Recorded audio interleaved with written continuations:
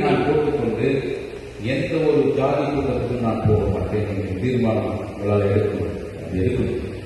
நான் அப்படி ஒரு தீர்மானம் எடுத்தேன். இந்த அங்கியை போட்டு திருச்சபையில் இருக்கிற எந்த ஜாதி கூட்டத்துக்கும் நான் போகக்கூடாது. எல்லாரையும் ரெஸ்பெக்ட் பண்ணுவோம், நம்முடைய தலைவர்களாக ரெஸ்பெக்ட் பண்ணுவோம். ஆனா இந்த அங்கி எந்த ஒரு ஜாதி கூட்டத்துக்கு போய் நிற்கக்கூடாது. நான் உங்களை பார்ப்பேன். ஃபியூச்சர்ல நீங்க எங்க நிற்கிறீங்க அப்படின்னு நான் பார்ப்பேன். நீங்க ஆண்டவரோட இருக்கிறீங்களா இல்ல ஜாதி கூட்டத்தில் போய் நீங்க நிற்கிறீங்க? ஜாதி கூட்டத்தில் போய் நிற்பதற்காக ஆண்டவர் உங்களை அழைக்கவில்லை.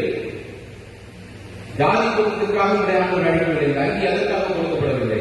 இந்த அங்கி ஆண்டவர் கொடுக்கிறது உன்னதமான திருப்பணிக்காக, உன்னதமான ஊழியத்துக்காக கொடுக்கிறது. ஒரு தீர்மானம் எடுத்து கமிஷன் பெறுவதற்கு முன்னாடி, ஆர்டினேஷன் பெறுவதற்கு முன்னாடி தீர்மானம் எடுத்து ஆண்டவரே இந்த ஜாதி கூட்டத்தில் நான் போக மாட்டேன், இந்த அரசியல் கூட்டத்தில் நான் போக மாட்டேன் ஒரு தீர்மானம் எடுக்கல.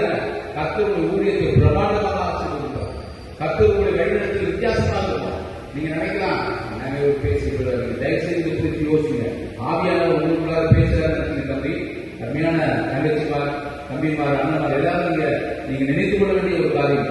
ஆர்டினேஷன் எடுப்பதற்கு முன்னாடி தீர்மானத்தை எடுக்க இனிமேல் எந்த கூட்டத்துக்கு போக மாட்டேன், ஒன்லி ஆண்டவருடைய ஸ்பிரிச்சுவல் கூட்டங்களுக்கு மாத்திரம் போவேன் என்று சொல்லி ஒரு தீர்மானம் நீங்க எடுக்கிறீர்கள் என்றால் அது சிறப்பானதாக இருக்கும். ஊழியர்கள் கலாத்தியர் 1ஆம் அதிகாரம் 10வது வசனத்தை எடுத்து யாராச்சும் வாசிங்க.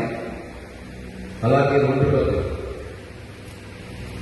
இப்பொழுது நான் மனுஷரையா தேவனையா யாரை நாடி போகிறேன்? மனுஷரை பிரியப்படுத்த பார்க்கிறேன். நான் இன்னும் மனுஷரை பிரியப்படுத்துகிறவனா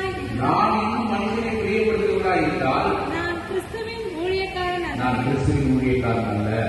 நான் மனுஷரையே திருப்திப்படுத்திக் கொண்டிருந்தேன் என்றால் நான் கிறிஸ்துவின் ஊழியக்காரன் தான். நீங்க அழைப்பு என்பது வீணான